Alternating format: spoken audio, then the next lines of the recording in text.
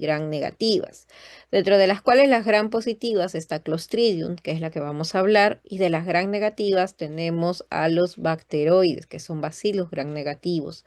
Los bacteroides son causantes de las infecciones intraabdominales, por eso que los colegas cuando sospechan de una infección bacteriana cuyo foco es abdominal, automáticamente ya prescriben algún antibiótico que tenga cobertura para este tipo de bacterias. Entonces, de lo que vamos a hablar nosotros son de las bacterias, bacteroides y sobre todo de la especie Fragilis, que son las más frecuentes causantes de estas infecciones. Como vemos, tenemos bacterias anaerobias que habitan como parte de la microbiota normal en diferentes cavidades, en cavidad oral, a nivel del tracto gastrointestinal, a nivel de la piel, a nivel del tracto genital femenino, ¿no? Y todas ellas constituyen pues el grueso de las bacterias anaerobias. Entonces, la que tiene como relevancia porque puede ocasionar infecciones con alta resistencia y mortalidad constituye a bacteroides de la especie Fragilis. Y los mecanismos de virulencia que presenta esta bacteria es que tiene la capacidad de poder adherirse y formar los biofilms. ¿Recuerdan ustedes los biofilms, estas capas que se formaban en aquellos pacientes que tienen diversos dispositivos? Llámese algún tipo de sonda, algún tipo de catéter, o es que tiene que utilizar alguna traqueostomía, etcétera, ¿no? Entonces, todos estos dispositivos me pueden generar la formación de biofilms y aquí es donde se pueden acumular estas bacterias gram negativas anaerobias. Además, cuentan con adhesinas y su cápsula, por ejemplo, el bacteroide fragilis, que tiene esta cápsula con componente contenido polisacárido. Hay producción también de ácidos grasos de cadena corta que tienen la capacidad de inhibir la acción bactericida de los neutrófilos. Asimismo, también dentro de los lipopolisacáridos está su famoso lípido A, que es una endotoxina que puede ocasionar los cuadros de shock séptico. Enzimas hidrolíticas, que son las enzimas que van a destruir los tejidos circundantes donde se van alojar pues estas bacterias, y las enterotoxinas que también pueden producir cuadros con las especies enterotoxigénicas de bacteroides fragilis. O sea, estaríamos hablando de cuadros de náuseas, diarreas que puedan presentarse bajo estas infecciones. Entonces, estas infecciones de bacilos gram negativos anaerobios en su gran mayoría resultan ser polimicrobianas y tienen mayor proximidad con la superficie mucosa. Hay una minoría de las infecciones causadas por estos microorganismos adquiridas por vía exógena, dadas por las mordeduras de animales o de humanos. Y hay que recordar que también la mordedura de humano es considerada como la mordedura más sucia que se tiene, ¿ah? Además, también las heridas ocasionadas por golpes de puño u otras de origen zoonótico en donde pueden verse afectados los pacientes con algún cuadro de inmunosupresión. Los bacilos gram negativos anaerobios se van a ubicar sobre todo en las infecciones abdominales, en las infecciones odontógenas, del tracto genitourinario, la piel y partes blandas. También nos pueden ocasionar cuadros de bacteremias. Aquí podemos ver en una imagen acerca de esas abscesos que pueden formarse a nivel pues de la piel, porque salen hacia esta parte externa, ¿no? Los abscesos intraabdominales, así como también los cuadros de una peritonitis. Las peritonitis que se describen, que son estas complicaciones de las apendicitis, también nos van a terminar generando cuadros relacionados a infecciones por los bacteroides. Pacientes también que hayan tenido alguna ruptura del divertículo o hasta el cáncer de colon también pueden presentar. De las infecciones del tracto genital femenino, lo mismo, ¿no? A nivel de los abscesos en las glándulas de Bartolino, en las trompas de falopio, o que pueda producir abortos espontáneos, ¿no? Y sobre todo a la parte de la mitad de la gestación. Infecciones también de las heridas del tejido celular subcutáneo y abscesos a nivel del recto, ¿no? Ocasionando las úlceras de presión y los abscesos perisacrales. Si bien nosotros mencionamos en las primeras clases cuando nos tocó hablar de los estafilococos y estreptococos, eran los gérmenes más frecuentes en las osteomelitis, también las bacterias anaerobias también están implicadas, pero tienen cierta predilección por los huesos largos, por los huesos craneales y los huesos de la zona del pelvis después de una cirugía. Si sospechamos de que alguna bacteria anaerobia pueda ocasionar un cuadro de sepsis, y lo puede hacer, aunque es menos frecuente, sobre todo las que están asociadas a las cirugías y a las enfermedades intestinales, en los cuadros de pericarditis también, y pueden ocasionar los abscesos cerebrales, ¿no? Diarreas acuosas que van a estar limitadas a la población pediátrica, diarreas asociadas a los antibióticos, tal es el caso del Clostridium difficile, que también ya lo habíamos estado mencionando, y enfermedades inflamatorias del intestino. Y en esta tabla es para que ustedes puedan ver las diferentes bacterias con las infecciones que nos puedan acarrear, ¿no? Causantes, pues, ¿no? Y bueno, y sobre todo están relacionadas con las infecciones a nivel abdominal, a nivel pélvico, a nivel de la cavidad oral. Entonces, donde tenemos bacterias anaerobias como parte de la microbiota, también se han visto que pueden ocasionarnos pues cuadros clínicos, ¿no? Entonces, aquí también están las mordeduras humanas, lo que les venía comentando, el Fusobacterium, bacteroides, que son entre las más frecuentes, o pacientes que tienen algún tipo de infección ósea, como una osteomelitis o una artritis, y hasta el sistema cardiovascular, ¿no? También aquí grandemente en la parte de las bacteremias, endocarditis o pericarditis, que también se pueden presentar, y es una gran cantidad de bacterias las que están implicadas. Entonces, para que se pueda desarrollar una bacteria anaerobia, yo tengo que darle todas las condiciones, desde un agar sangre que contiene ciertos suplementos como la vitamina K, aminoácidos o hemina, y también el agar para las bacterias bacteroides fragilis, en donde contiene pues este agar contiene bilis esculina con amicacina, ¿no? Entonces es un medio para que pueda desarrollarse bien el Bacteroides fragilis. Los bacteroides son grupos de bacterias, bacilos gram negativos, ¿no? Anaerobios de rápido desarrollo. Se ha descrito de 24 a 48 horas y con resistencia a gran parte de los antibióticos. En su mayoría no son bacterias que produzcan pigmento y se desarrollan en la bilis alrededor del 20%. No se van a desarrollar ahí con la bilis al 20%, los voy a poder diferenciar, ¿no? Entonces no puedo tener ahí al momento de generar la siembra y colocar las placas para su incubación, se tiene que generar un ambiente de anaerobiosis.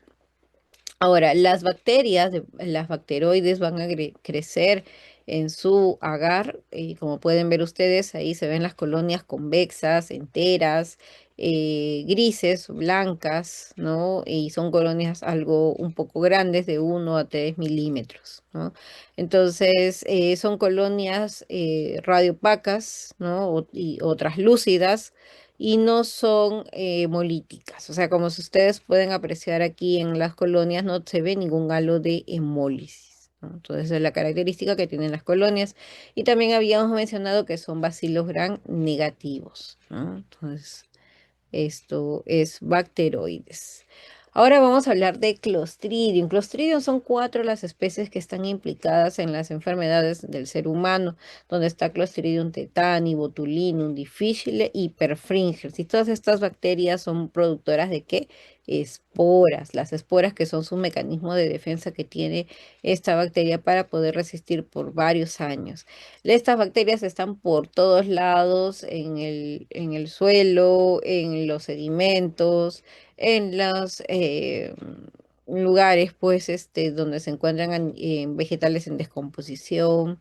Entonces ahí nosotros vamos a poder visualizar a esta este Clostridium, ¿no? Entonces, como muy bien también lo mencionan, están bien distribuidas en el entorno hospitalario. Como podemos ver, el Clostridium pues forma parte de la microbiota a nivel pues del colon, está también a nivel del ilium, ¿no? Y así. Y así tenemos la presencia del Clostridium, ¿no? Ahora, dentro de los factores de virulencia para que se desarrollen los abscesos, esto va a estar relacionado con sus toxinas. Entonces, la toxina del Clostridium perfringens, del tetani, de botulinum o del difficile y del septicum, ¿no? Entonces, todas ellas pueden generar algún tipo de cuadro. Y aquí podemos ver una tabla con cada una de las características de las endotoxinas, ¿no? Entonces, como muy bien mencionan, el perfringens tiene una toxina A, y bueno, pues entonces lo que va a terminar ocasionando es una enfermedad que puede llegar hasta la necrosis, ¿no? La Clostridium tetani, pues tiene la particularidad de que tiene una hemolicina sin actividad patogénica denominada la tetanolicina y una neurotoxina que se llama la tetanospasmina. Esta es responsable del cuadro clínico de la enfermedad. Después también tenemos el botulinum, que también produce una neurotoxina y llegan al torrente sanguíneo y se actúa, ¿no? De forma liberada, ¿no? Deliberada en la membrana presináptica de las neuronas motoras, en donde se bloquea la liberación de este neurotransmisor. Entonces, también se hace mención que para Clostridium difficile se tienen las toxinas A y B, las cuales van a causar las necrosis, el aumento de la permeabilidad y por lo tanto, pues, estos cuadros clínicos, pues, ¿no? De la diarrea, ¿no? Ocasionada por el Clostridium difficile, ¿no? Entonces, y estas toxinas también que están presentes cuando dañan la mucosa intestinal pueden producir una erosión completa de las mismas, ¿no? Entonces, eso es importante recalcarlo. Entonces, en sí, el cuadro clínico de Clostridium, ya hablando de la especie perfringens, puede producirte náuseas, vómitos, diarreas, se asocia a una ingestión de alimentos, ¿no? Y además también son síntomas relativamente leves, ¿no? Y de corta duración. La enzima necrotizante comienza un día después por la toxina beta necrótica, ¿no? Entonces, eso es importante también tenerlo en consideración cuando hablemos de los cuadros clínicos que pueden ocasionar Clostridium perfringens. De todas maneras, perfringens también, además de producir la intoxicación alimentaria, está relacionado, y esto es lo más frecuente, en las gangrenas gaseosas, que se va a producir luego de algún tipo de traumatismo abierto o cerrado, en donde vamos a tener heridas contaminadas. Y aquí va a tener reacción la toxina alfa y esta va a generar una mayor destrucción del tejido. La otra, que es la clásica, nos hace referencia a las lesiones traumáticas, o las lesiones abdominales que pueda presentar el paciente. Tal es el caso de una celulitis anaeróbica en pacientes con leucemia y una sepsis puerperal que lleva pues a una gangrena uterina, ¿no? Y del cual ha sido producto de un aborto, ¿no? Entonces, es importante mencionar porque sí se describen estos casos por Clostridium, ¿no? El tétanos aquí hay tenemos aquí sus toxinas que también son las que dañan a nivel del sistema nervioso central. Entonces uno puede adquirirla ya sea por una mordedura, también por las fracturas expuestas y objetos punzocortantes, ¿no? Entonces nos hace mención que aquí se contienen las esporas del Clostridium tetani a un periodo de incubación de 2 semanas. Entonces, cuando se disemina esa toxina a nivel del sistema nervioso central, hay una hiperexcitabilidad de las neuronas motoras, como pueden ver ustedes en la imagen, produciéndose pues los fenómenos de contracción tónicas y clónicas. Entonces, esos espasmos musculares, esa rigidez, es muy característico de los pacientes con tétanos, ¿no? Entonces, finalmente la paciente falleció, ¿no? ¿Y por qué? las parálisis se iban presentando cada vez más, ¿no? Entonces, por ejemplo, que si comenzaron con estas parálisis, entonces va haciendo una contracción de forma generalizada y puede llegar a la muerte del paciente produciendo la parálisis respiratoria. Entonces, ¿quién controla la respiración a nivel de ello? Pues justamente es el diafragma, ¿no? Y el diafragma también está inervado, pues, ¿no? Para que pueda actuar. Otra de las bacterias de Clostridium es el botulinum, pero lo clásico es mencionar al botulismo que tiene que ver con, con el consumo de los productos enlatados. Entonces los pacientes pueden presentar una parálisis flácida, simétrica y descendente y se caracteriza pues por los pares craneales, ¿no? O sea, uno tendría que identificar los pares craneales que estén alterados, los que vayan descendiendo a nivel del músculo del tórax y de las extremidades, lo que puede causar la muerte del individuo, ¿no? Entonces, eso es importante también tenerlo en consideración para el botulinum. También a este botulinum puede darse una toxoinfección por la germinación de esporas a nivel del tubo digestivo y esto puede suceder en menores de 1 año, ¿no? Entonces, importante el tener esta consideración con respecto al Clostridium botulinum, pero ya les dije, botulinum es más de productos enlatados que hayan venido oxidados, maltratados y esos uno no debería aceptarlos.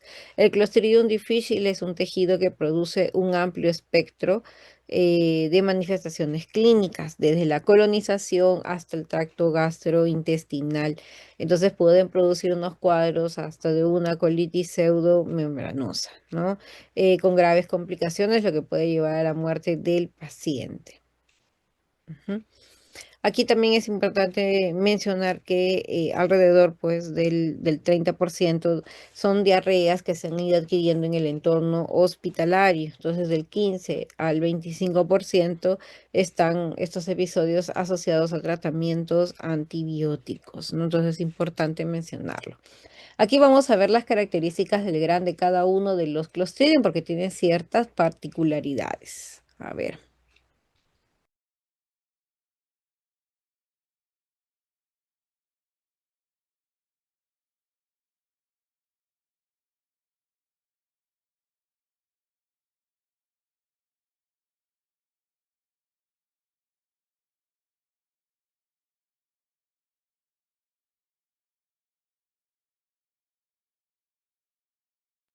Bien, veamos entonces esas particularidades de acuerdo a la microscopía. En el caso de Clostridium perfringens, como pueden ver, yo puedo ponerlo en el caldo de tiolicolato, que ese es un caldo especial para las bacterias anaerobias, y en el agar sólido, que sería el agar sangre anaerobio.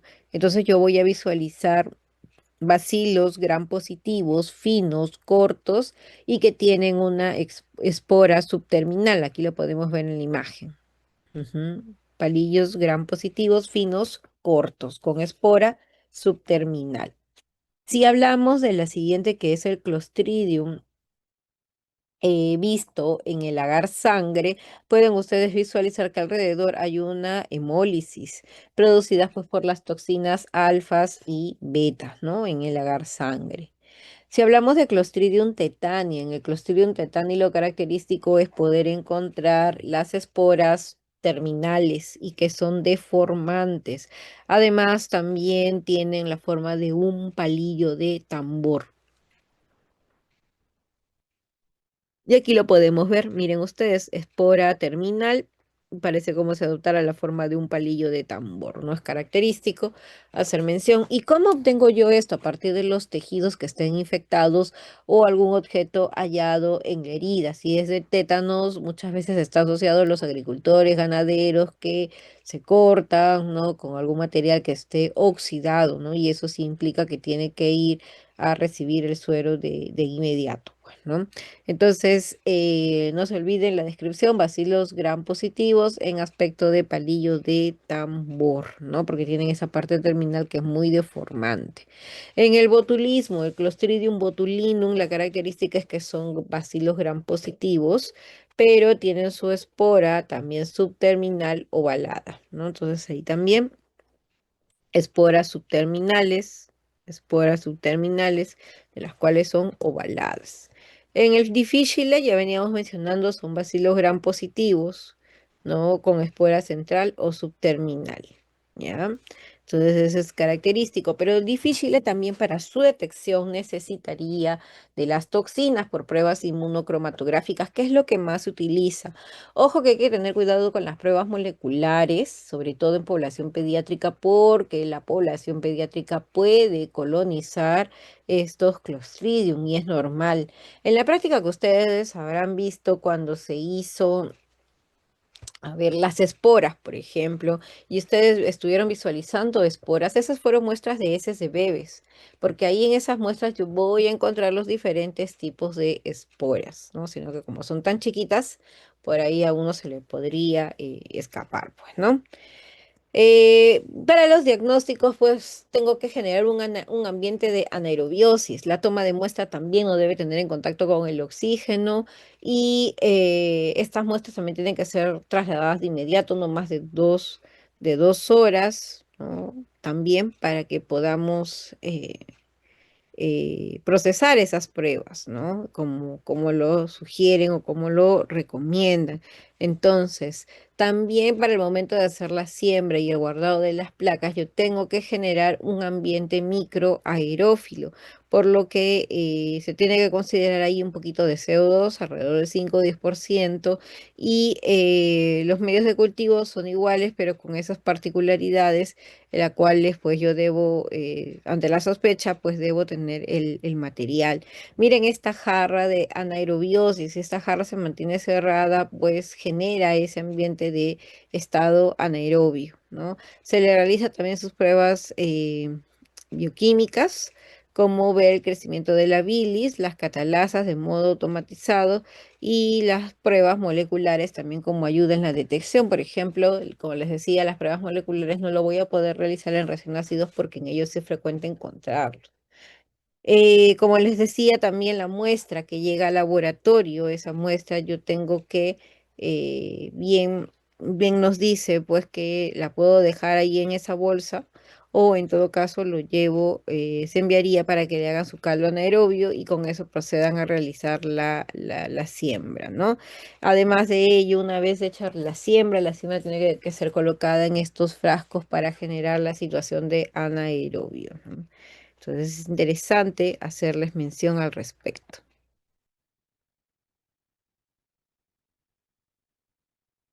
Bien, la siguiente parte es hablar de las enfermedades de transmisión sexual, donde está sífilis y Neisseria gonorrea, ¿no? Entonces, así como el Haemophilus ducreyi, que hay una diapositiva sola. A ver, aquí vamos a hacer una pausa de 2 minutitos, chicos, mientras traigo mi agua y de ahí continuamos, ¿ah?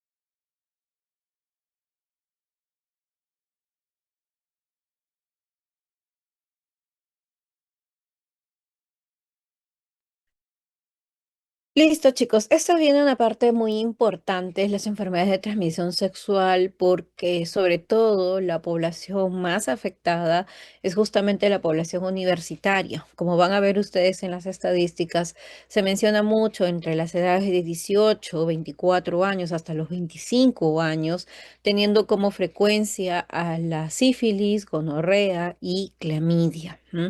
En Estados Unidos también incluyen a las tricomoniasis, ¿no? Como estas infecciones que pueden ser curables.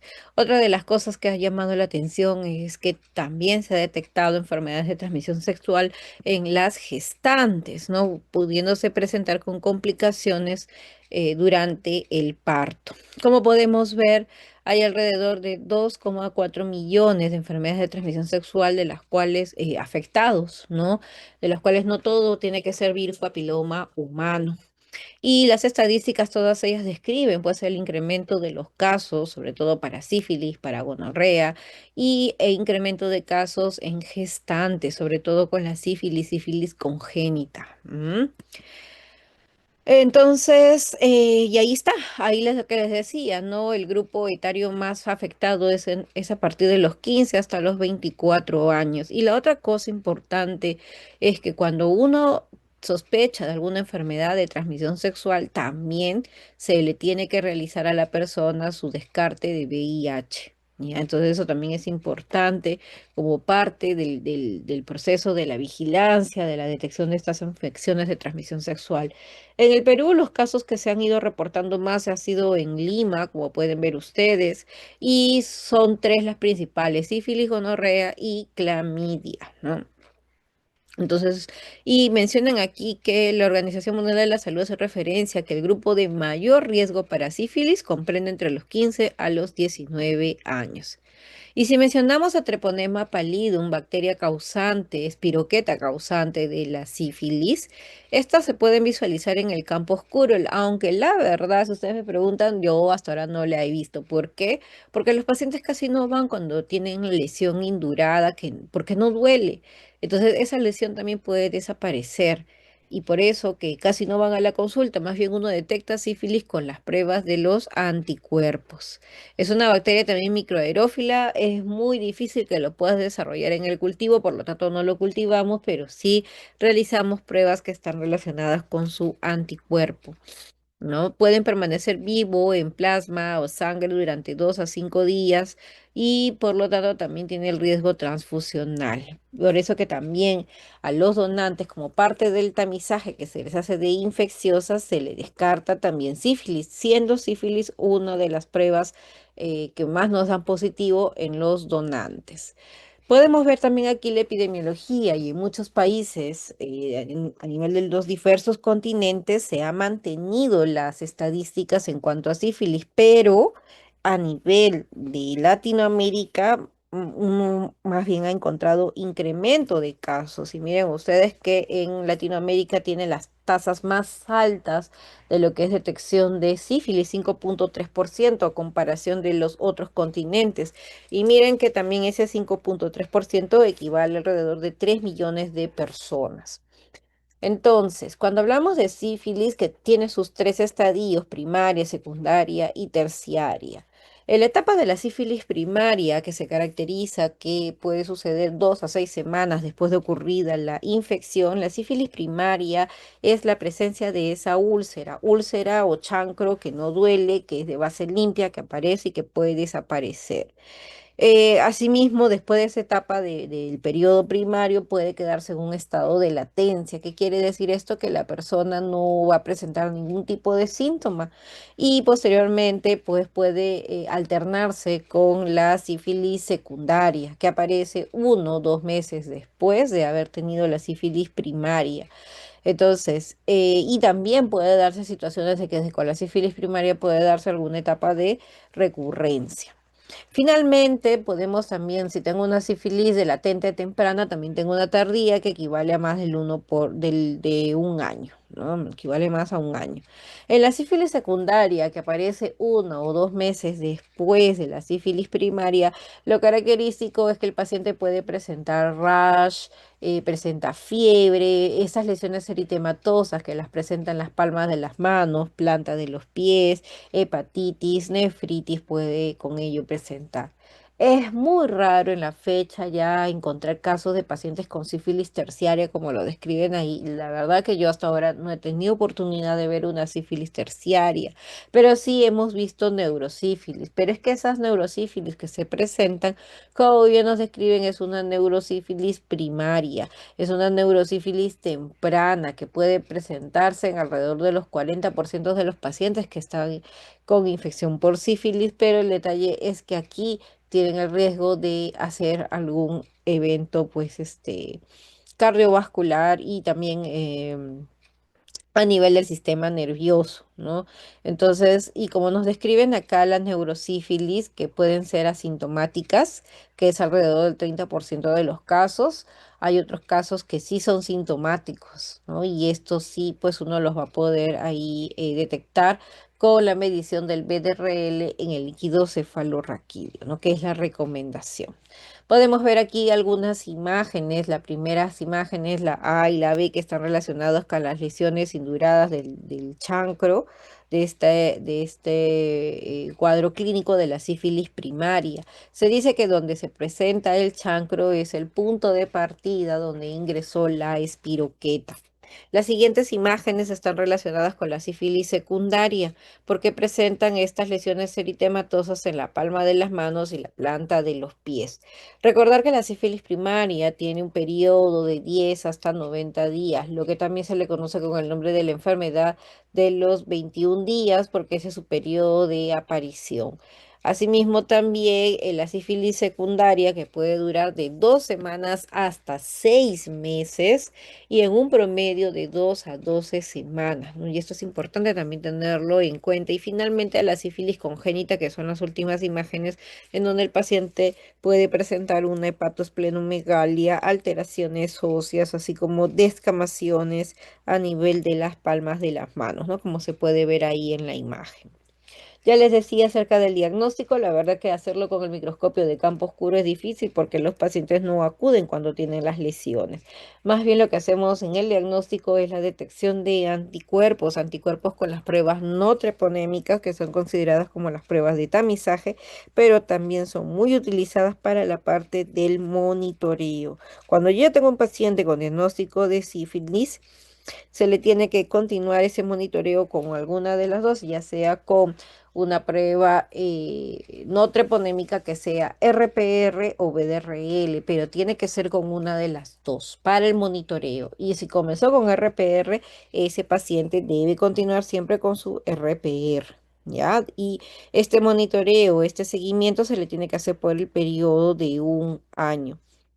El 85% de los pacientes van con tratamiento exitoso para la sífilis y las pruebas treponémicas, sobre todo las pruebas treponémicas, son las que se van a mantener reactivas durante el año y toda la vida. A pesar que el paciente ya se haya curado de su infección, va a permanecer con esa prueba de anticuerpos de las pruebas treponémicas.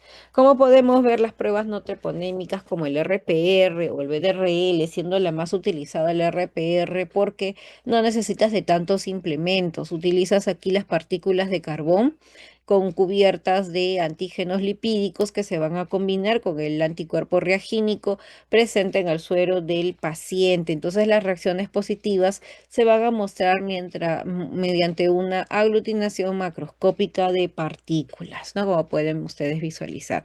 El otro detalle es que cuando nosotros tenemos la prueba del RPR reactiva o están positivas, lo que tiene que hacerse también son las diluciones. ¿Y por qué tenemos que hacer las diluciones? Porque las diluciones nos estarían indicando cómo estaríamos monitoreando su tratamiento. Es decir, supongamos que mi paciente comenzó con un RPR de 128 y al médico nosotros le hemos dado el tratamiento, yo esperaría que a los 3 o a los 6 meses esas ilusiones comiencen a bajar y se espera que deben bajar dos diluciones menos. Es decir, si comenzó con 128, yo esperaría que baje a 32. ¿Ya? ¿Por qué? Porque las diluciones se hacen 2 a la n, es decir, 0, 1, 2, 4, 8, 16, 32, 64 y así sucesivamente. Entonces, en las pruebas treponémicas como el FTA, como pueden ver ustedes ahí en la imagen, es una reacción del antígeno anticuerpo contra el mismo treponema para poder visualizarlo. Entonces se tiñe pues con este fluoresceína, ¿no? Y de esa manera uno puede visualizar la forma de la espiroqueta, ¿no? Entonces, esta es una parte, esta es una de las pruebas confirmatorias que se utilizan para el diagnóstico. Entonces, cuando uno trabaja con el algoritmo tradicional, primero uno comienza con una prueba no treponémica, que puede ser un RPR o un BDRL, y si salen positivas, tengo que realizarle una prueba treponémica. Esa prueba treponémica, pues, es la que está relacionada con el antecedente de la infección o también nos puede valorar hasta las infecciones recientes.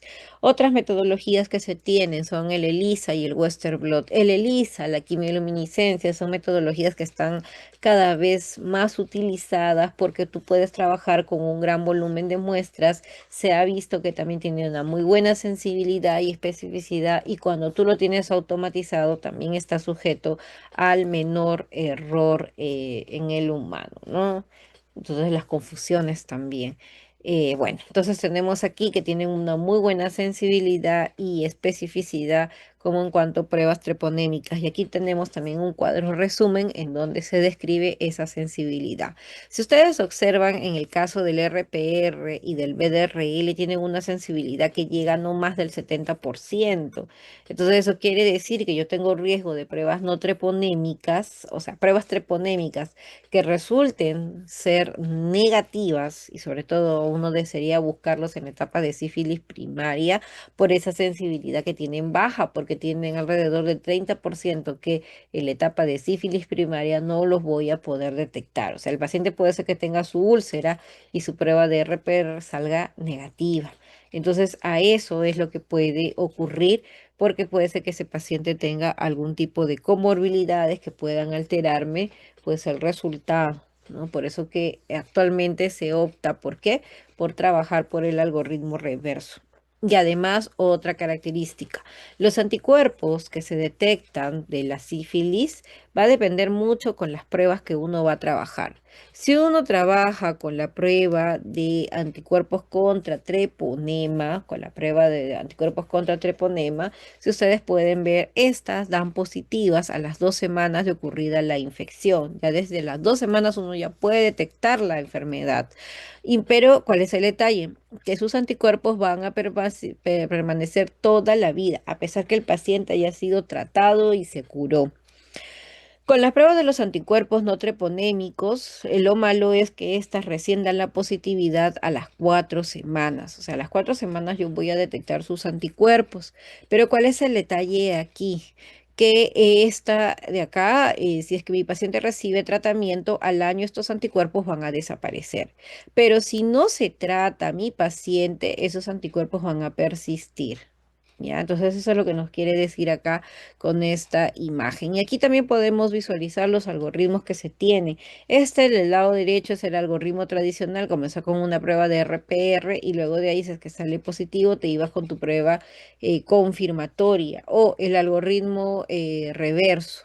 ¿No? Entonces acá comenzamos con una prueba que es treponémica que me pueda soportar la alta producción. Entonces, a partir de eso, todas las que salgan positivas, yo tengo que realizarle la prueba del RPR, porque necesito saber si esa persona tenía una infección pasada o es que tiene una infección reciente.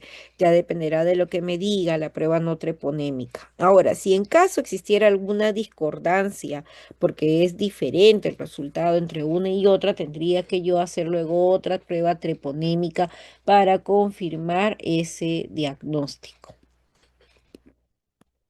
Pero también habrán visto que con la metodología del algoritmo reverso es más sensible.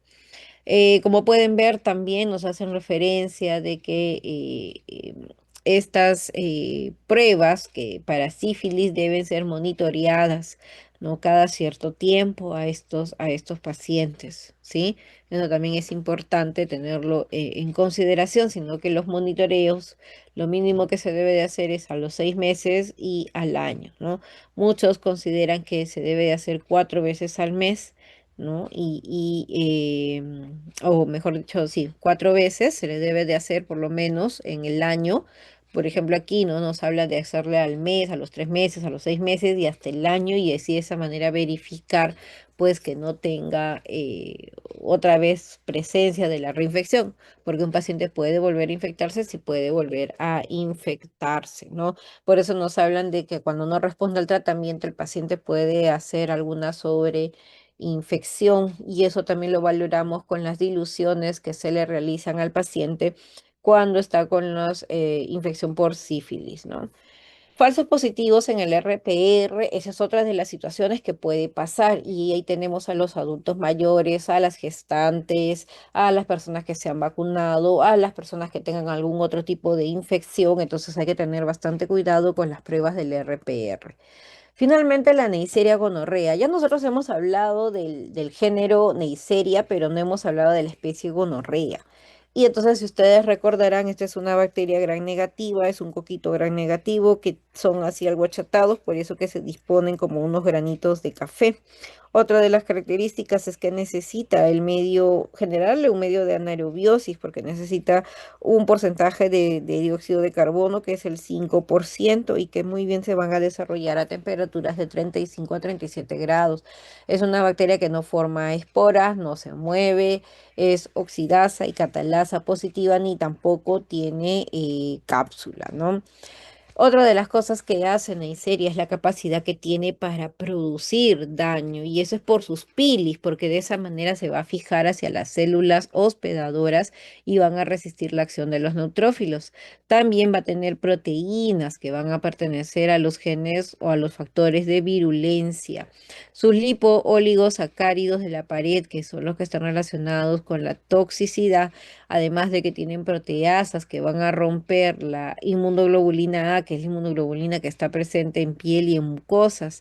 Hay transferencia del material genético que se puede dar por procesos de conjugación y de transformación, así como los plásmidos, ¿no? Los plásmidos que pueden trasladar toda esta información, ¿no? Y se acuerdan ustedes cuando nosotros decíamos que si estoy haciendo la transmisión por plásmidos, es el fenómeno llamado de conjugación, ¿no?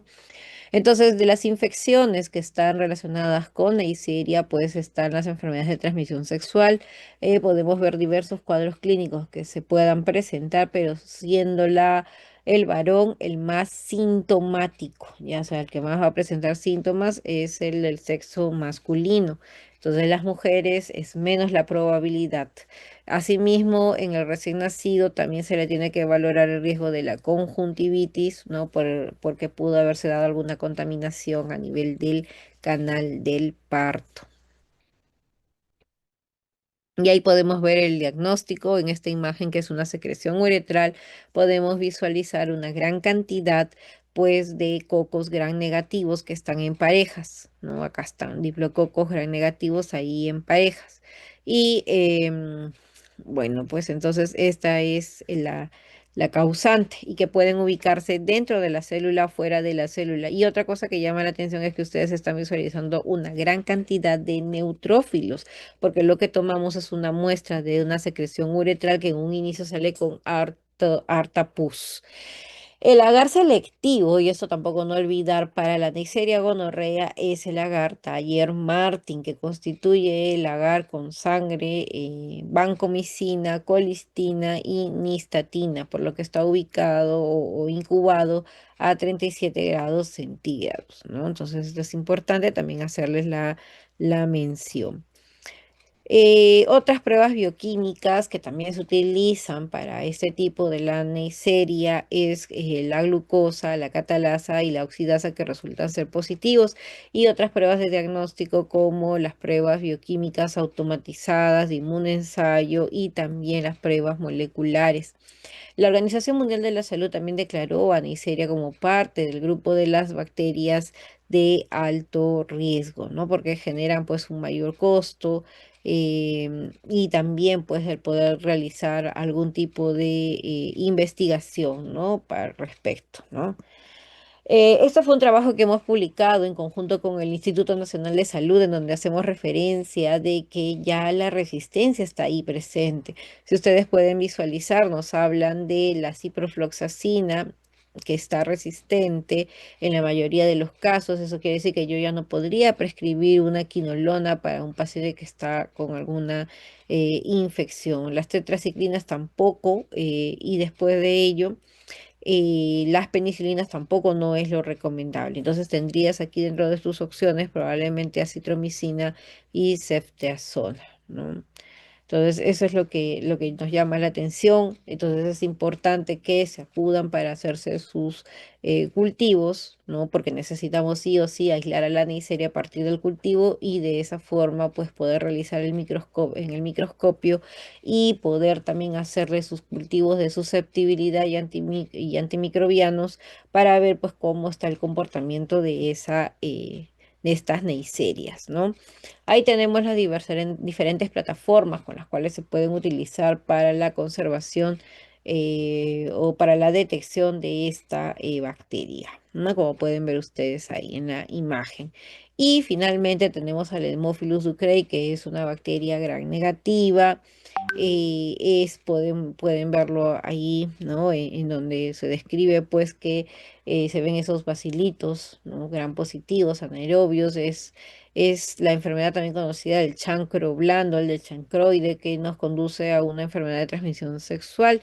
Estas tienen forma de cocobacilos, que son gran negativos pequeños, facultativos y muy exigentes para, eh, para poder desarrollarse. Por eso que más bien uno podría detectarlo en la secreción uretral, pero más se sugiere el uso de las pruebas moleculares. Ahora se tienen paneles de las pruebas moleculares en las cuales te permiten hacer la detección de este agente.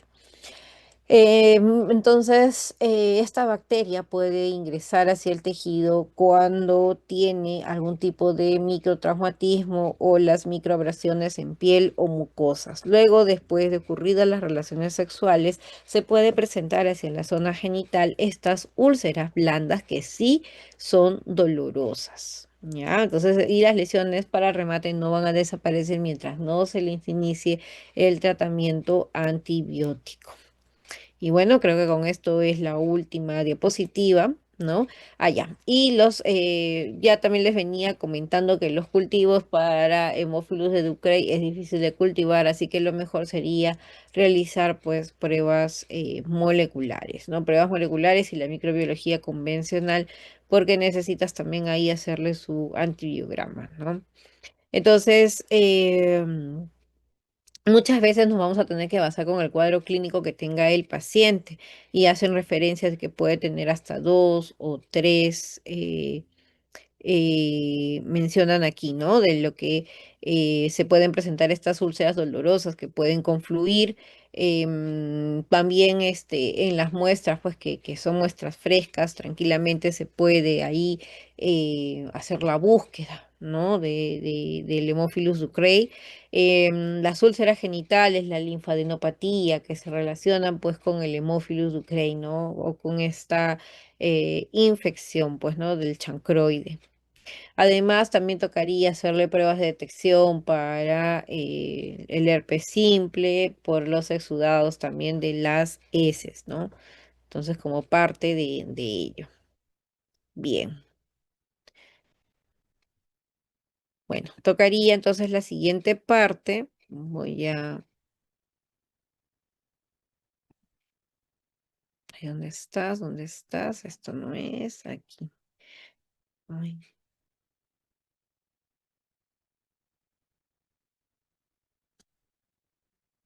No se asusten por las diapositivas, por favor. Entonces, esta es la siguiente parte para hacer mención de lo que constituyen las micobacterias. Ay, micobacterias. Nuestro país abundan las micobacterias, sobre todo porque todavía pertenecemos al grupo de la Organización Mundial de la Salud, donde estamos entre las 30 bacterias más resistentes y Perú se le tiene que hacer un monitoreo, un seguimiento para micobacterias. Micobacterias es una enfermedad muy antigua, como lo describen ahí, hasta se ha visto en la edad de piedra. Miren los años en los que se hicieron los descubrimientos, Koch que las descubrió y por eso que también se le conoce como el bacilo de Koch. Calmet y Guerin descubrieron la vacuna de la BCG, la gran vacuna que nos ponen a todos nosotros cuando ni bien nacemos, te ponen la vacuna con la finalidad de ¿qué? De protegerte contra la meningitis, contra la tuberculosis miliar, ¿no? Y también se instauraron tratamientos para la tuberculosis, tal fue el año de 1946 que se inició el tratamiento con la streptomicina. Como podemos ver, Mycobacterium son bacilos cortos, ligeramente curvos, que pueden estar solos o agrupados. Se ven ahí de color fucsia por el decolorante, ¿no?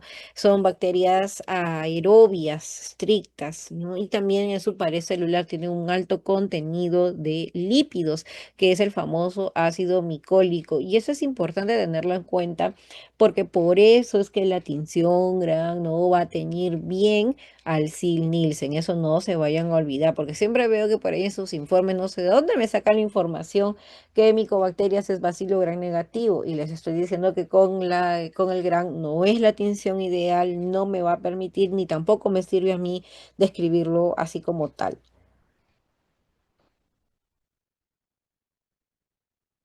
Bien, podemos también aquí tener de que los pacientes, pues los que resultan ser patógenos para el hombre son los que están relacionados con Mycobacterium tuberculosis y Mycobacterium lepra. Algunas de ellas tienen pues patógenos para los animales y para el hombre, tales como Mycobacterium bovis, avium y simiae. De acuerdo a la clasificación de Runyon, se pueden dividir en fotocromógenas, es decir, aquellas micobacterias que producen pigmento, como Kansasi, o aquellas bacterias escotocromógenas que pueden producir pigmentos sin la luz, como Scrofulaceum o bacterias o micobacterias que no producen pigmento como Avium o micobacterias que pueden desarrollar de manera rápida. El desarrollo rápido se describe cuando es menor a 7 días como Fortuitum o Feli o Smegmatis. Podemos ver aquí las características de las micobacterias, cuatro de ellas tuberculosis, bovis, avium y de las micobacterias atípicas en general. Y ustedes pueden darse cuenta que tuberculosis tiene ciertas características como el ácido nicotínico y la nitrato reductasa que las permite o que las tiene presentes y las permite diferenciar del resto de micobacterias. Porque si también ustedes observan la catalasa a 22 grados, que si puede estar presente, sí está presente en todas. Y la catalasa al 70 solamente está presente en Mycobacterium avium y atípicas. Pero generalmente uno más pregunta por la parte de Mycobacterium tuberculosis para comparar con el resto. Recordando nuevamente la pared celular de la micobacteria, sus ácidos micólicos. Entonces, esos ácidos micólicos, también sus proteínas, en las cuales le van a conferir la inmunogenicidad, es decir, que puedan producir anticuerpos, y los fosfolípidos que nos pueden inducir a necrosis. Entonces, ahí podemos ver que en los ácidos micólicos, la de arabinosa, la de galactosa, la N-acetilglucosamina, todos estos componentes les van a conferir este carácter hidrofóbico y por lo tanto lo hace refractario a que tenga algún ataque de hidrólisis enzimática, ¿no? Entonces eso es característico mencionar a la micobacteria. Sus ácidos micólicos, que son los lípidos, constituye pues alrededor del 60% de su pared celular. Algo muy particular que tiene la micobacteria es el famoso factor cordón. Ese factor cordón que las cepas virulentas lo poseen y que genera qué cosa, la inhibición de la migración de los leucocitos y que nos puede causar granulomas crónicos. Entonces, dentro de estos componentes está el lipoarabino manano, como ustedes pueden apreciar, y este lipoarabino manano en los últimos años se ha ido estudiando en pruebas inmunocromatográficas. ¿Para qué cosa? Para detectar ahí qué cosa, la presencia de que hay Mycobacterium tuberculosis en las muestras de orina. Pero lo que sí no me va a decir cuando tengo un lipoarabino manano positivo, no me va a decir en dónde está la micobacteria, si es una micobacteria en el pulmón, riñón, eso no me lo va a decir, pero de que me puede decir que hay presencia de tuberculosis, sí está presente la tuberculosis cuando el lipoarabino manano se detecta en orina. Podemos ver también aquellas proteínas que van a favorecer a la patogenia y a la sobrevivencia de este microorganismo en el interior de los macrófagos, ¿no? Que eso es algo que muy bien se relaciona. Ya estábamos mencionando algunas características de Mycobacterium tuberculosis y miren ustedes que se puede multiplicar cada 15 a 18 horas. Entonces su crecimiento de la micobacteria resulta ser algo lento, ¿no? Esto resulta ser algo lento, por eso que se aconseja que cuando uno quiere ver los cultivos, ya sea de los cultivos de medio sólido, hay que visualizarlos recién a partir de las 2 semanas. Resiste a la desecación, es inactivo por años en los tejidos y también puede resistir a ciertos agentes químicos, pero es sensible al alcohol, a la luz ultravioleta, a la luz del sol. Si ustedes han ido al Hospital 2 de Mayo y han pasado por los pabellones de hospitalización de medicina, van a ver que esos pabellones son grandes, son bien altos, ¿no? Y tienen unas tremendas ventanas en donde permiten una adecuada ventilación, además de que ingresan los rayos de sol. ¿Y por qué? Porque de esa manera pues tú puedes matar a la micobacteria, ¿no? Es importante también mencionarlo. Los cultivos, tenemos dos tipos de cultivos, un cultivo de medio sólido y un cultivo de medio líquido. Ya les decía que los cultivos de medio sólido son los que se nos van a demorar en la parte del crecimiento, que puede tomar alrededor de hasta 15 días, ¿sí? Entonces,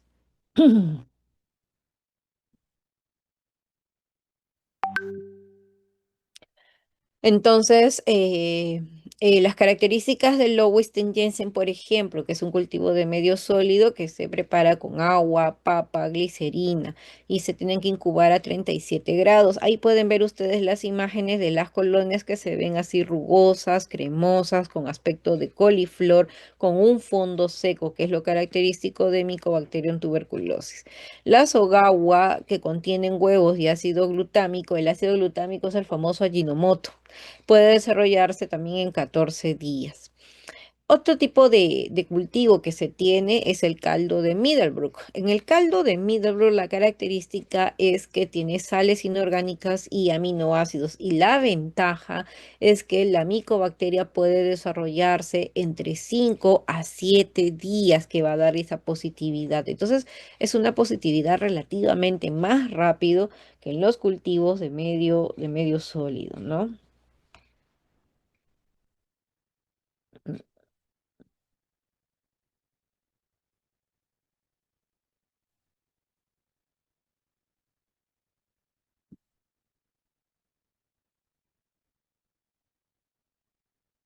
Bueno, la patogenia con respecto a Mycobacterium tuberculosis, ya les venía mencionando que resulta ser el hombre el reservorio, ¿no? Y casi todos los constituyentes que tienen las micobacterias son antigénicas, es decir, son capaces de producirme anticuerpos, pero no produce exotoxinas ni endotoxinas. Se puede multiplicar muy bien en los macrófagos porque esa es la capacidad que tiene la micobacteria, que no, que inhibe el proceso pues de la migración de los leucocitos, puede ser fagocitada pero sin que sea dañada.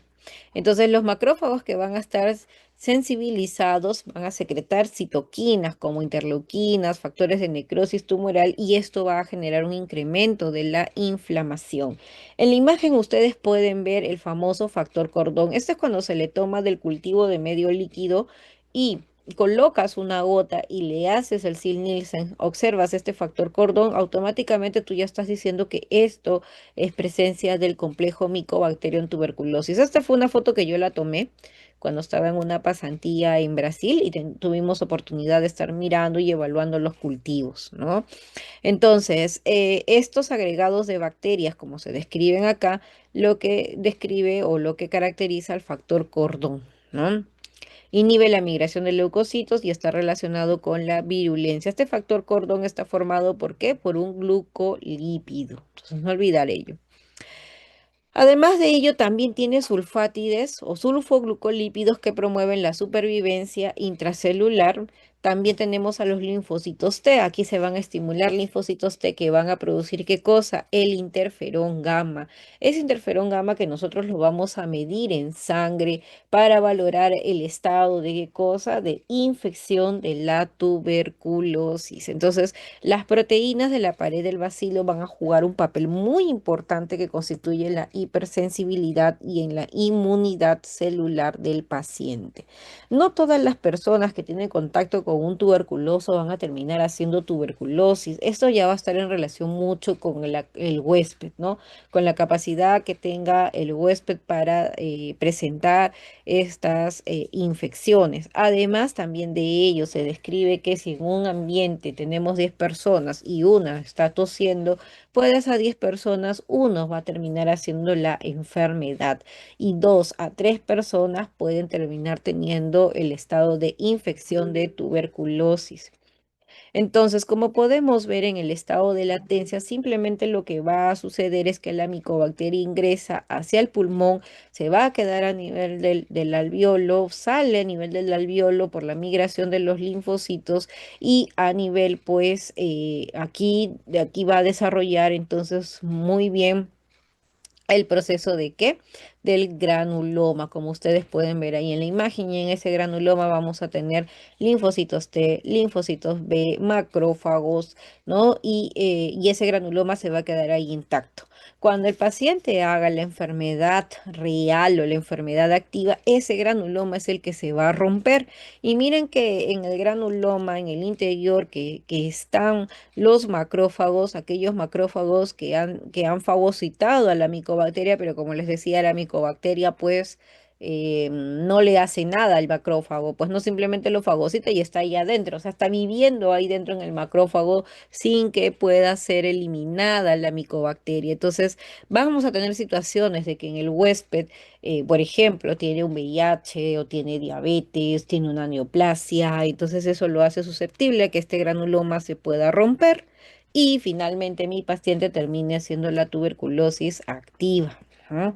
Entonces, como podemos ver, los procesos de la tuberculosis, la persona puede pasar por cualquiera de estas etapas y en esta primera etapa donde la infección ha sido eliminada por nuestro propio sistema inmune, como ven, si es que hay una respuesta inmune adquirida, aquí sí yo voy a tener pruebas como el PPD, esa prueba de tuberculina que nos ponen para valorar si uno ha tenido contacto con tuberculosis o el cuantiferón en sangre para poder evaluar pues ese estado de infección de tuberculosis. Entonces, ya con eso a ti te puedes decir que tú has tenido un antecedente de contacto, ¿no? Pero los cultivos, todo ello va a resultar ser negativo. Lo mismo va a suceder cuando la persona se encuentra en estado de infección de tuberculosis. Pero ya cuando el paciente comienza a hacer algún cierto cuadro clínico, es que ya ahí es cuando ese granuloma ya se rompió, entonces la micobacteria se puede diseminar, ya ahí vamos a tener cuadros de que el paciente ya puede darme el cultivo, probablemente y hasta las pruebas moleculares me van a dar positivas. Recuerden que las pruebas del Sil-Nielsen necesitan alrededor de 5.000 a 10.000 bacilos para que yo tenga una baciloscopía positiva, porque si tiene menos de esas cantidades, las baciloscopías me van a resultar ser negativas. Por eso que las vaciloscopías, cuando salen positivas, es porque ya tienes al paciente con todo el cuadro clínico. Y como vamos a ver, las normas internacionales dicen que aquella persona de la cual hay un factor de riesgo, tiene comorbilidades, es pediátrico, necesitamos sí o sí que la primera prueba que debería realizarse sería con una prueba molecular. Si el bacilo llega al alveolo, pues pueden suceder tres situaciones. Se puede convertir en una TBC primaria o en una TBC postprimaria. En la TBC primaria es cuando no se consigue controlar la infección inicial, entonces el paciente va a terminar haciendo la enfermedad activa en los 2 primeros años de la exposición. Y en la postprimaria, que el sistema inmune sí consigue controlar la infección, pero se produce una reactivación posterior, que luego de ahí es lo que va a suceder luego es esta enfermedad tuberculosa activa, en donde vamos a tener que la mayoría de los infectados puede ser que desarrollen la enfermedad o nunca la lleguen a desarrollar la enfermedad, ¿no? Entonces, son estas tres situaciones en las cuales el paciente puede presentarse. TBC primaria, 5%, TBC postprimaria, 5%. Estas dos van a desarrollarme la enfermedad activa o que simplemente se queden en una infección de tuberculosis que va a darse en la mayoría de los casos. Entonces, estos son los tres términos que ahora se hizo la publicación este año, en donde hacen mención de la cual solamente nos hablan de exposición, infección y enfermedad. Infección es lo que nosotros decíamos, la tuberculosis latente, y la enfermedad de tuberculosis es la tuberculosis activa. ¿Mm? Ya veníamos mencionando de la prueba del cuantiferón, que son los linfocitos T que van a estar sensibilizados, de la cual me va a producir ¿qué cosa? Es interferón gamma. Ese interferón gamma yo lo voy a medir en sangre y de esa manera yo voy a valorar el estado de latencia o el estado de infección del paciente. También lo puedo hacer por la prueba del PPD. Muchos realizan la prueba del PPD porque este tipo de prueba no tiene costo a comparación del cuantiferón. El problema del PPD es que también puede tener reacciones cruzadas con la BCG, lo que sí no tiene cuantiferón, ¿no? El otro problema del PPD es que también el paciente tiene que acudir a las 48, a las 72 horas para realizarse la prueba, para ver el tamaño, si realiza el labón o no, para ver el estado de infección de la persona, si ha tenido contacto con tuberculosis, ¿ven? Entonces, los ensayos de interferón gamma pues son los que más se vienen aconsejando en los últimos años porque es más específica, ¿no? Además de ello, te va a dar un valor cuantitativo y eso te va a ayudar o saber pues si está presente o no la presencia de la tuberculosis en estado de latencia, ¿no? Y aquí hemos dejado en esta diapositiva cuáles son las ventajas y las desventajas cuando utilizamos la prueba de la interferón gamma con la prueba del PPD, ¿no? Entonces ahí nos hablan de que no necesitas ningún tipo de refuerzo, no está sujeto a errores porque este tipo de pruebas del cuantiferón tiene con controles y los resultados van a estar disponibles a las 24 horas.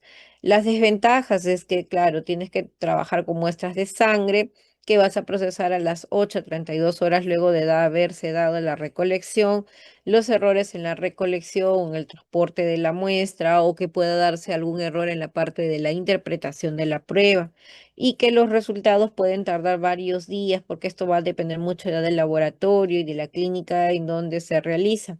Y sí, pues también este tipo de prueba resulta ser un poquito más costosa que las pruebas del PPD.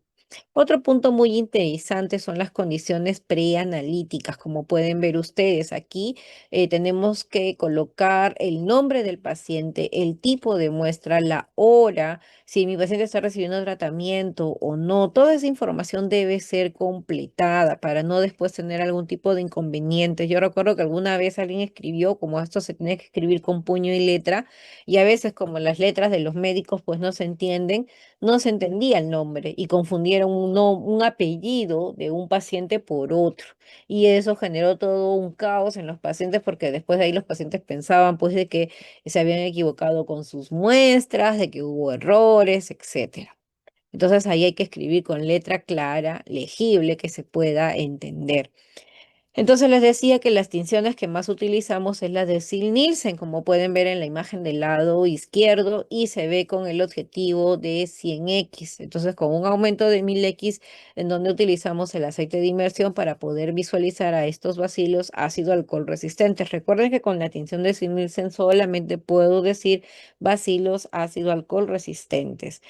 Por el otro lado tengo la auramina, la tinción de auramina, en la cual voy a colorearlo, ¿no? Con la fluorescencia. La ventaja es que aumenta mi sensibilidad, sí, y no necesito mucho tiempo. Entonces, esto es para aquellos laboratorios que tienen una gran demanda de pruebas que tienen que hacerles las tinciones para poder visualizarlas, porque fácilmente pueden ser visualizadas, como pueden ustedes ver acá. Pero el detalle es que todas las positivas, luego yo tengo que hacerle la tinción de Sid-Nielsen para verificar si constituyen a los bacilos ácido alcohol resistentes, pero solamente me voy a mandar con las positivas, ¿no? Importante entonces también la recolección de la muestra, ¿no? Para que de esa misma muestra, que se deben tomar dos muestras, voy a considerarlas también para el cultivo. En el cultivo de muestras de esputo se tiene que hacer los procesos de la decontaminación y esa decontaminación se hace con hidróxido de sodio, fosfato o acetilcisteína. El tipo de siembra que se utiliza es la inundación y luego tenemos que visualizarlos, el crecimiento más o menos a los 15 días, ¿no? Los cultivos de medio líquido más bien utilizan un tipo de fluorometría para su detección y de esa manera, pues cuando ven ahí el consumo del oxígeno que se convierte en CO2, es ahí donde indican pues el crecimiento de micobacteria. Antiguamente se utilizaba esta prueba de MOPS, que ahí se ve que es la evaluación microscópica, ¿no? A través de esta placa, pero ya casi ya nadie lo viene utilizando. La ventaja de esta prueba era que a los 5 días de haberse colocado la micobacteria, uno visualizaba el crecimiento. Si había el crecimiento, era positivo. Y si visualizabas crecimiento donde constituye a los antibióticos, ya podrías hablar de una monoresistencia o multidrogoresistencia. Tú hablas multidrogoresistencia cuando tiene resistencia tanto a rifampicina como a isoniazida. Este es un ejemplo de las pruebas moleculares. Por ahí creo que él me preguntaba de las pruebas del GenExpert. Esta es la imagen del GenExpert. Este es un cartucho en donde uno carga la muestra en una cabina de flujo laminar y esta muestra que se carga va a ser luego colocada en un dispositivo, en un aparato, ¿no? Para que luego se procese. Aquí tenemos un resultado negativo. Actualmente las pruebas moleculares tienen la capacidad de poder detectar alrededor de 15 bacilos en tu muestra. Los cultivos, por ejemplo, para dar la positividad son de 10 bacilos, pero el problema del cultivo es el tiempo. En cambio, las pruebas moleculares como el Expert te permiten hacer esa detección en 80 minutos. Otra de las cosas que puede pasar es la resistencia a la rifampicina. Para la resistencia a la rifampicina sí necesitamos que en la muestra deben de haber alrededor de 100 bacilos para que pueda detectarlo, ¿no? Entonces, esa es una de las diferencias cuando se describe con este tipo de plataformas moleculares. El genotype sí se trabaja mejor a partir de los cultivos. Entonces, cultivo que sale positivo tiene que ser mandado a una prueba molecular que es esta genotype, porque la ventaja es que te permite detectar tanto isoniazida como rifampicina. ¿Ven? Y sale como así en estas imágenes, en estas tiritas, en la cual se van a ver unas barras y la presencia de estas barras me estaría indicando la presencia de estos genes de resistencia. La BCG ya le hemos estado mencionando que esta se coloca pues cuando uno nace. Miren que la Organización Mundial de la Salud indicó que ya hay más de 150 países en donde se viene colocando la vacuna, siendo pues más de 100 millones de dosis, ¿no? Entonces se utiliza sobre todo para proteger a los niños de las tuberculosis severas como la miliar y la meningia, ¿no? Se administra durante el periodo neonatal, pero hay que recordar pues que la vacunación puede proteger frente a la pulmonar en la población infantil, pero previene sobre todo más las infecciones diseminadas, ¿no? Estos son los diferentes genes de resistencia que se han visto implicados con las micobacterias, con los antibióticos. Los antibióticos de primera línea, que es la isoniazida, la rifampicina. Miren ustedes, con la isoniazida tenemos el gen de CAT-G y el INA, ¿no? Y la rifampicina, el famoso RPO beta, ¿no? Entonces, que su presencia te estaría indicando la resistencia para esos antibióticos. Nosotros tuvimos ahí el caso de una niña de la cual al inicio no sabían que tenía sospecha de tuberculosis y llega a la emergencia porque ya estaba presentando el cuadro con tendencia a sueño, relajación de esfínteres. Cuando la evalúan, la ven con leve palidez y piden estudio de imágenes. Y en las imágenes se dan con la sorpresa que tanto en la tomografía como en la radiografía de tórax, pues hacía referencia a que sí había una lesión pulmonar. Una lesión pulmonar. Pero eso no fue todo. La niña también comenzó a hacer cuadros de rigidez de nuca. Entonces, cuando uno hace rigidez de nuca, automáticamente ya uno piensa que es una meningitis. Le tomaron las pruebas del líquido cefalorraquídeo, la punción lumbar y nos mandaron al laboratorio. Y miren que en el laboratorio le hicieron las pruebas porque estaban ahí viendo una imagen que sí les parecía sugerente a tuberculosis y le pidieron pruebas de baciloscopías, aspirados gástricos, muestras de líquido cefalorraquídeo y todas ellas en la tinción de Sid Nielsen resultó ser negativa. Y miren ustedes acá la imagen de la radiografía, que esto fue lo que les llamó la atención y luego de ahí le piden la tomografía y en los cortes observan pues la presencia de estas imágenes que sí aparecen que fueran sugerentes de tuberculosis. En el líquido cefalorraquídeo le piden la prueba molecular y miren que la tinción de Sid-Nielsen salió negativa, pero las pruebas moleculares resultaron ser positivas. Entonces miren ustedes que sí se detectó la presencia del Mycobacterium tuberculosis y con eso a la niña le iniciaron tratamiento. Un paréntesis a esto es que a esa familia les dio COVID y luego de eso dice que les quedó una tos a toda la familia. Entonces pensaban que esa tos que estaba presentando, una tos seca, estaba relacionado más con el antecedente del COVID y que no pensaban pues que era de que estaba haciendo un cuadro de tuberculosis. Y esto era una familia pobre, por si acaso, una familia pobre que no se alimentaba adecuadamente y además en la muestra de aspirado gástrico, ¿por qué se les toma a los niños el aspirado gástrico? Porque cuando los niños tosen, toda la flema lo degluten.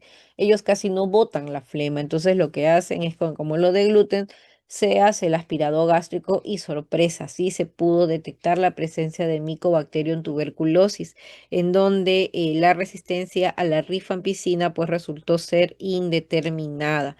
Entonces esa resistencia a la rifampicina que fue más indeterminada, pues nos estaría diciendo claramente, ¿no? De que la cantidad de micobacterias que estaban en la muestra era muy poquita para verificar esa resistencia, porque acuérdense que para yo detectar micobacterio en las pruebas solamente necesito 15 bacilos, pero en la resistencia a la rifampicina necesito alrededor de 100 bacilos para que me pueda discernir el diagnóstico. Bueno, ya ustedes habrán revisado, porque estas diapositivas ya se las había dejado y les había hecho mención que la misma Organización Mundial de la Salud pues viene mencionando el uso de pruebas moleculares como primera opción tanto en adultos como en población pediátrica cuando se tienen síntomas de sospecha de tuberculosis pulmonar y esta publicación salió en el 2024. Lo mismo también en la población adulta, pero sobre todo también las que tienen estas comorbilidades en la población pediátrica también nos sugieren pues el uso de estas pruebas moleculares, ¿no? Y no solamente muestras de esputo, sino que también habían visto muestras de los aspirados nasofaringios, por ejemplo, ¿no? El que se puedan utilizar, así como también para las muestras extrapulmonares, como líquido cefalorraquídeo, nódulo linfático, las biopsias, líquido pleural, peritoneal, líquido pericárdico, hasta la orina, ¿no? Entonces todo ello pues la OMS pues hace referencia de que puede ser utilizada las pruebas moleculares para el uso de este tipo de muestras y así confirmar los diagnósticos por la parte de tuberculosis. Mycobacterium lepra es otra de las micobacterias también patógenas que también se han relacionado con la historia. En la Biblia, también en los pasajes de la Biblia se describen a la Mycobacterium lepra, porque antiguamente existían los famosos leprosarios, ¿no? Y ahí es donde estaban todos estos pacientes que tenían lepra. Miren que Hansen descubrió al bacilo en los años de 1873 y se había visto pues la prevalencia. Y en donde más se tiene la frecuencia es justamente en Brasil. Perú tiene leprosorios, sí los tenía en Amazonas, justo con la frontera con Brasil, en San Pablo, ¿no? Entonces estos leprosorios que era para la atención de estos pacientes con lepra. Pero ¿en dónde más tenemos lepra? Lepra se tiene en lugares de Huánuco, Loreto, San Martín, Ucayali. En Ucayali es donde se concentra la mayor cantidad de casos, pero también habían notificado hasta en Tumbes. En Perú, nosotros también acá en Lima hemos tenido casos de lepra, pero esos casos de lepra no eran pues de que son autóctonos de Lima, sino que venían personas que vivían en San Martín, en Ucayali, y que venían a Lima por motivos de trabajo y que después fueron desarrollando pues los casos de lepra, ¿no? Bueno, y si ustedes se dan cuenta, Perú es uno de los pocos países, Perú, Ecuador, Bolivia, Chile, que reportan pues menor cantidad de casos de lepra a comparación de los otros países, como Brasil, por ejemplo, que tiene una alta demanda en casos de lepra, otros casos en cantidades intermedias, Colombia, Venezuela, Paraguay o Argentina, ¿no? Que también pueden presentar. En Mycobacterium lepra, aquí sí el diagnóstico es ver la tinción del bacilo ácido alcohol resistente. Ya, entonces, ¿por qué? Porque aquí vamos a tomar muestras de diferentes partes, o sea, no solamente es una muestra de un solo lado, y se tiene que tomar raspados de las lesiones. Entonces, esas lesiones, cuando se ven así, estas bacilos ácido alcohol resistentes que están así agrupados, se le conoce con el nombre de globias. Ya, entonces son bacilos rectos o algo curvados, agrupados en masas. No se puede cultivar a Mycobacterium lepra, entonces solamente nos vamos a tener que basar en la tinción del SIL-Nielsen y con las características epidemiológicas y el cuadro clínico para determinarlo.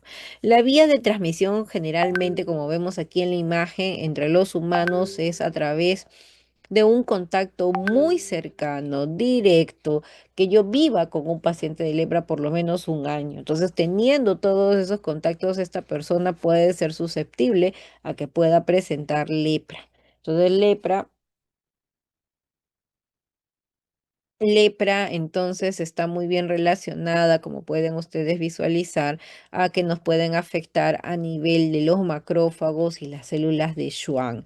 Entonces, lepra también se ha visto que los animalitos pueden cargarlo a través de los vectores, ¿no? Se cree que los vectores como los artrópodos, estos insectos, pues pueden ocasionarle la transmisión a los animales, hasta el entorno del ambiente también, porque el lepra también aparece sobre todo en zonas tropicales. El hombre resulta ser el huésped natural, pero resulta también tener que uno lo encuentra endémico en animales como el armadillo. Tiene poca infectividad, por eso se estima alrededor de 5 años todavía. Por eso dicen que para que uno le pueda dar lepra tiene que estar en contacto directo y constante con la persona que tenga lepra. La transmisión es por los aerosoles infecciosos o el contacto cutáneo con secreciones respiratorias o con las heridas. Y la presentación clínica va a estar en relación a la respuesta inmune. Tenemos dos situaciones que se va a presentar en la lepra tuberculoide y la lepra lepromatosa. La lepra tuberculoide, una de las características es que va a presentar reacción a lepromina positiva, ¿no? Por eso dice acá una buena respuesta de hipersensibilidad.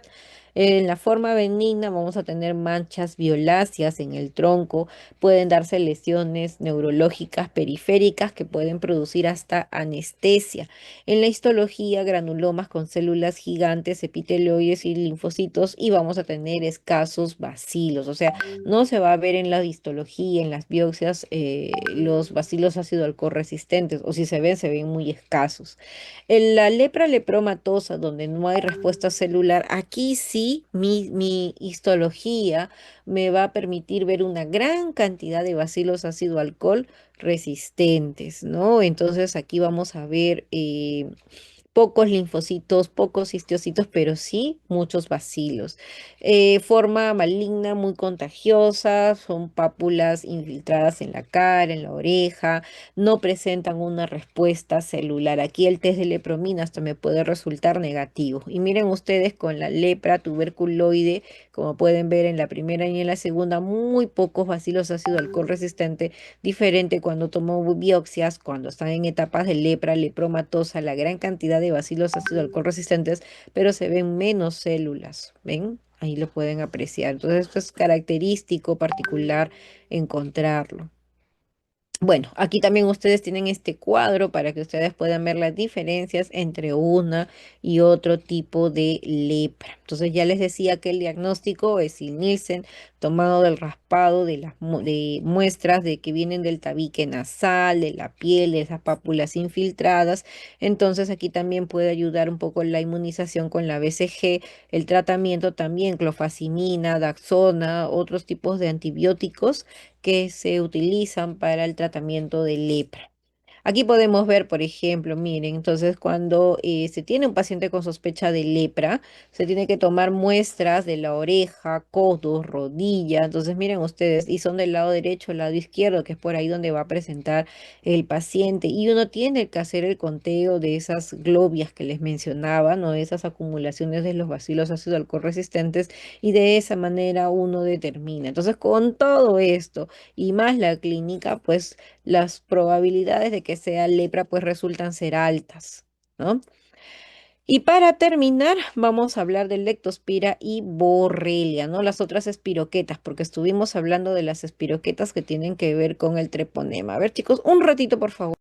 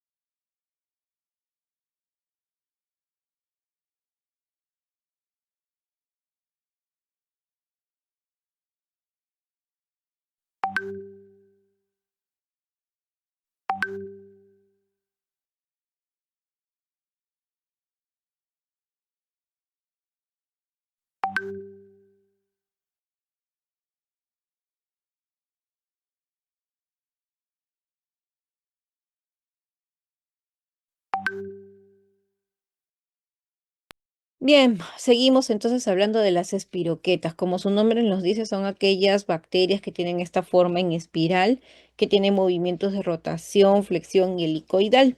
Son bacterias gram negativas, pero se tiñen débilmente, ¿no? Y otra de las cosas es que también podrías visualizarlo en el campo oscuro, pero también casi ya no se utiliza el microscopio de campo oscuro para visualizarlos. ¿Se acuerdan ustedes que en una de las primeras prácticas, cuando vimos la coloración de Vago, hablamos de borrelia, ¿no? De la famosa Borrelia microdentis, que también es una espiroqueta que la podemos encontrar a nivel de en la cavidad oral, ¿no? En la zona entre los dientes, porque estaba relacionado con el sarro dentario, ¿no? Ahí tienen ustedes a la Borrelia. Tenemos también acá lectospira y treponemas, ¿no? El treponema, que ya hablamos del treponema pallidum.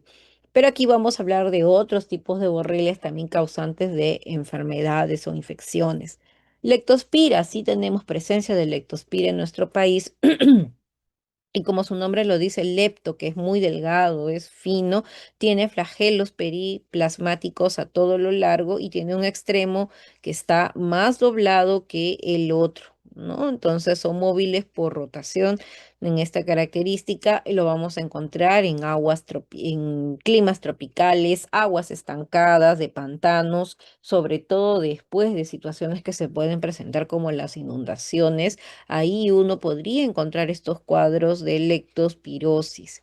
Son bacterias aerobias estrictas, pueden cultivarse en medios que requieran ácidos grasos de cadenas largas y sueros de conejo, pero la verdad pasa es que el diagnóstico más lo hacemos por detección de los anticuerpos, porque tiene un desarrollo muy lento para los cultivos. De las especies, la más frecuente, la patógena, la que más se ha visto es la Leptospira interrogans, que aquí está. Y miren ustedes que tenemos diferentes tipos de especies de leptospiras, ¿ah? Pero la más frecuente es interrogans. ¿Cómo es que uno le transmite al humano? Si el humano tiene alguna herida, corte en su piel, entonces por ahí y si la persona está en contacto con estas aguas contaminadas o con los alimentos contaminados, entonces ahí pues se hace susceptible a que pueda adquirir la infección por leptospira, ¿no? A través también de en la orina de los animales que están infectados, ahí es donde eliminan a la bacteria, entonces esta bacteria puede fácilmente ingresar al humano a partir de estas heridas o lesiones que pueda tener la persona, ¿ven? Por ejemplo, aquí, ¿no? Ejemplo, tenemos aquí a la ratita que está enferma con leptospirosis, en su orina va a eliminar a la espiroqueta y el humano que se encuentra en esta agua estancada, que está descalzo y que pueda tener algún tipo de herida, por ahí va a ingresar la bacteria. Entonces, esta bacteria se va a diseminar por la sangre y puede ir a cualquier órgano produciendo unos cuadros de bacteremias, vasculitis sistémicas, fiebres, disfunciones hepáticas, nefritis, hemorragias y hasta cuadros de meningitis.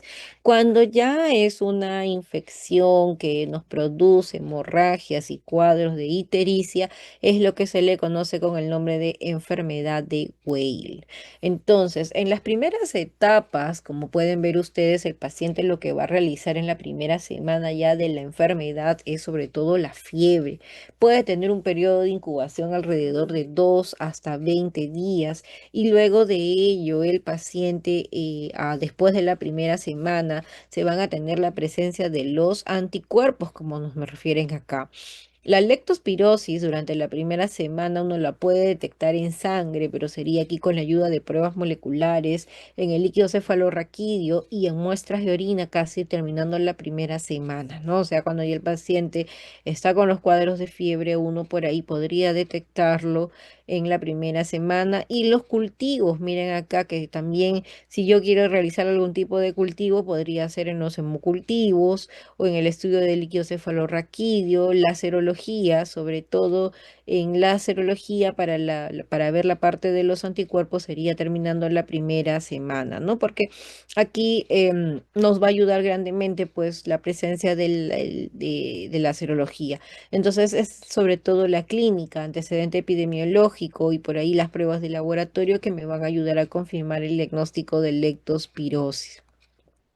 Lo ideal también podría ser, como les decía, el microscopio de campo oscuro que tome una muestra de orina y que por ahí pueda visualizar a la espiroqueta, que le pueda hacer los hemocultivos, los estudios de líquido cefalorraquídeo u orina después de la primera semana, pero el problema es que el desarrollo va a ser muy lento, entonces por eso es que uno opta más por las pruebas de la serología. El tratamiento es la penicilina, la doxiciclina para estos pacientes con leptospirosis. Borrelia. Si bien es cierto, en la práctica nosotros hablamos de Borrelia microdentis, existen dos bacterias que son patógenas, que es la Borrelia recurrentis y la Burgdorferi, ¿no? Estas son bacterias que tienen distribución mundial y se describen que la Borrelia microdentis tiene esta forma de espiral irregular, ¿no? Se puede mover por flexión y por rotación, son bacterias microaerófilas, son bacterias que son sensibles a la desecación, a las radiaciones ultravioletas, se puede cultivar muy bien en sueros de conejo, de sangre y tienen un desarrollo lento. En las bacterias, en la borrelia, lo que puede suceder es que pueden presentarse dos situaciones, ya sea una epidémica o una endémica. La diferencia puede estar más relacionada con el vector, porque en la epidémica tiene que ver con el piojo y el reservorio resulta ser el hombre, mientras que en la endémica el vector es la garrapata blanda y el reservorio está pues los roedores, los mamíferos y hasta la misma garrapata. Entonces, en el piojo, aquí en la epidémica, solamente va a invadir la zona del sistema linfático. No se transmite ni por picadura ni por excreta, sino cuando se aplasta al piojo. Entonces aquí también tenemos otra característica de que la borrelia endémica invade y se elimina por la saliva y las excretas e infecta a los roedores y humanos, y existen varias especies. Resulta tener un cuadro clínico muy similar. Los pacientes pueden presentar fiebre en un periodo de 3 días acompañado de dolores musculares, petequias y hasta hepatoesplenomegalia, con periodos de no tener fiebre de 5 a 10 días. Bien, para el diagnóstico de Borrelia recurrentis, entonces es la búsqueda de las espiroquetas a través de la técnica de inmunofluorescencia y los anticuerpos, ya sea por ELISA, pero ojo que con las pruebas de los anticuerpos puede dar reacciones cruzadas con sífilis, porque recuerden que todos pertenecen a esta familia de las espiroquetas. Sí, entonces es importante tenerlo en consideración y el tratamiento es con tetraciclina o penicilina, cloranfenicol. La otra borrelia, Borrelia burgdorferi, esta sobre todo está en América del Norte, Europa, Asia y es la que produce la famosa enfermedad de Lyme. Y es bastante conocida la enfermedad del Lyme, porque se ha descrito que muchos artistas, como quien dice la farándula internacional, le presentan esta enfermedad del Lyme. Son espiroquetas muy largas, como pueden ver ustedes ahí en la imagen. Y en el lado derecho se describe el famoso eritema migratorio. ¿Y por qué se le llama eritema migratorio? Porque este es el punto de partida por donde ingresó la borrelia. Entonces, ese eritema, como pueden ver ustedes, es una lesión bien circunscrita, redonda, de bordes definidos y además también lo que genera este eritema es que puede desaparecer y aparecer en otra parte. Por eso se le conoce como eritema migratorio. Entonces, el primer lugar de aparición estaría relacionado con por donde la borrelia burgdorferi ingresa. ¿Ya? Entonces, ese es el famoso eritema migratorio. El diagnóstico va a ser con la serología, pruebas de Western blot, detección de anticuerpos y el tratamiento a base de penicilinas como la amoxicilina y también la doxiciclina, no parte de los tratamientos que se necesitan para estos pacientes. Bien, chicos, esto era lo que quería presentarles el día de hoy. Entonces ya también queda ahí la grabación ante cualquier cosa y cualquier comentario. Seguimos en contacto, chicos. Más bien, muchas gracias a todos ustedes por su atención y por haber aquí aceptado en este día poder realizar esta clase. Bien, que tengan un buen domingo, chicos, ¿ah? Gracias. Chao, Hasta profesora, luego, cuídese. Flora. Recording stopped.